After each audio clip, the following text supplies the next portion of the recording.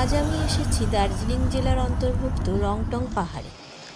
এখানে বসন্তকালে পাখিদের ফুল থেকে মধু সংগ্রহ করে খাবার খুব ভালো ছবি পাওয়া যায়। সেই দৃশ্যগুলো আমার খুব প্রিয়। দেখা যাক আজ কতটা ভালো ছবি আমি পাই। সমস্ত অভিজ্ঞতাই আপনাদের সাথে ভাগ করে নেব।